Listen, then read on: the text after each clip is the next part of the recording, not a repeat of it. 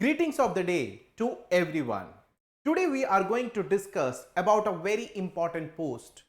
The post which takes care or which monitors the revenue and expenditure of the government of India. I'm talking about CAG, Comptroller and Auditor General. Bharat के नजरिए से एक बहुत important post है controller और auditor general of India का। Controller और auditor general का जो मेजर काम होता है वो ये है कि गवर्नमेंट के एक्सपेंडिचर और रेवेन्यू को ऑडिट करे या उस पर नजर रखे। अब भारत में एक नए कंट्रोलर और ऑडिटर जनरल अपॉइंट हुए हैं। We have to see who is the new controller and auditor general of India and who has appointed this person as the controller and auditor general. So we will see who appoints him and who is the new controller and auditor general. Now, President Draupadi Murmu has appointed K. Sanjay Murthy as the new controller and auditor general of India. So, Srimati Draupadi Murmu, the Honorable President of India, उन्होंने K. Sanjay Murthy, जो कि एक farmer IAS officer है, उनको as controller and auditor general appoint किया है.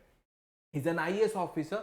Okay, K Sanjay मूर्ति को appoint किया है. किसने अपॉइंट किया है? प्रेसिडेंट द्रौपदी मुर्मू ने अपॉइंट किया है एज CAG ऑफ इंडिया.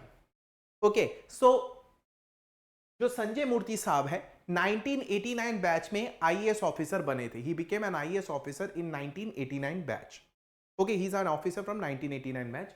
और इनका केडर जो है आंध्र प्रदेश केडर है. Presently he is secretary in department of higher education.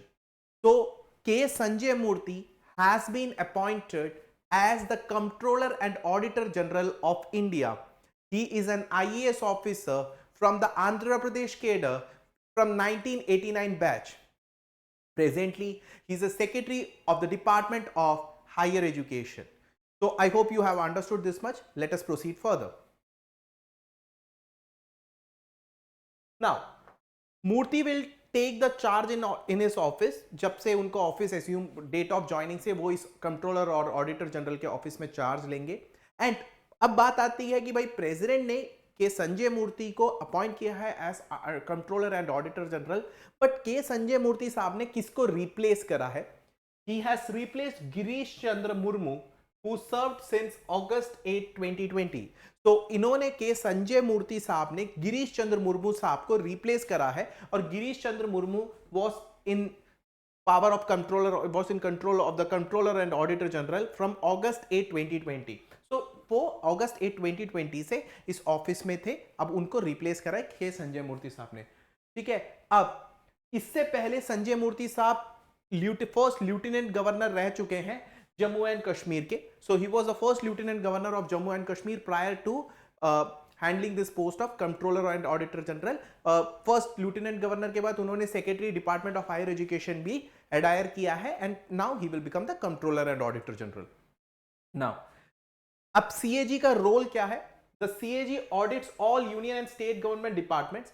जितने भी यूनियन और स्टेट गवर्नमेंट के डिपार्टमेंट के रेवेन्यू एंड एक्सपेंडिचर को ऑडिट करना किसका काम है? CAG का काम है.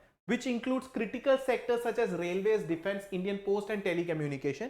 अब railway department, defence department, telecommunication department, Indian post, इन सारे डिपार्टमेंट्स के रेवेन्यू और एक्सपेंडिचर को मॉनिटर करना किसका काम है? CAG का काम है. अब इसके अलावा 1500 commercial enterprise and over 400 non commercial bodies को भी ये मॉनिटर करते हैं. तो गवर्नमेंट बॉडीज के एक्सपेंडिचर और रेवेन्यू को मॉनिटर करते हैं. 1500 कॉमर्शियल एंटरप्राइज को मॉनिटर करते हैं. 400 नॉन कॉमर्शियल एंटरप्राइज को भी ये मॉनिटर करते हैं.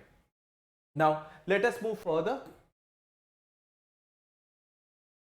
Now CAG has the authority to inspect any audited office और ऑर्गेनाइजेशन. CAG किसी भी ऑफिस और अथॉरिटी को ऑडिट कर सकता है. It can review all financial transaction. कोई भी फाइनेंशियल ट्रांसैक्शन रिव्यू कर सकता है. Request relevant records and documents. Okay, तो किसी भी ऑर्गेनाइजेशन को या किसी भी इंस्टीट्यूशन के फंड को वो ऑडिट कर सकता है.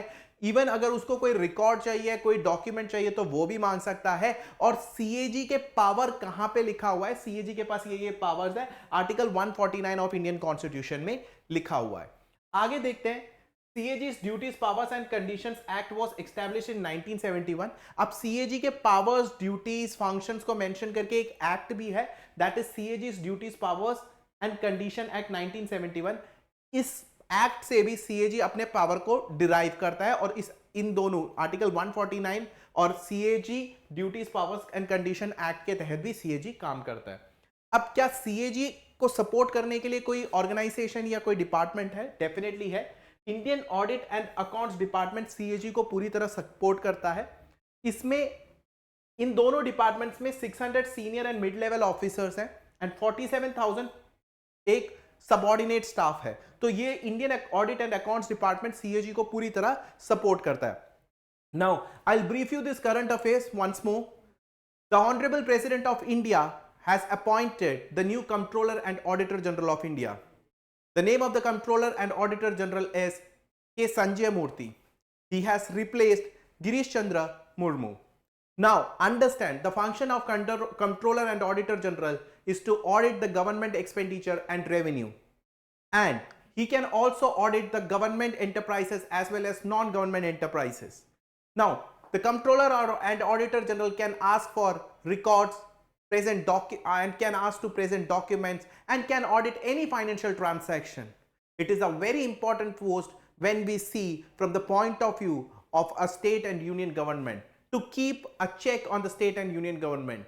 And I hope and I wish a very good luck to this officer, Mr. Sanjay Murthy, who is an IAS officer from 1989 batch, Andhra Pradesh career. Hope he does an excellent work which benefits our nation. That's all for the day. Thank you so much and have a nice day.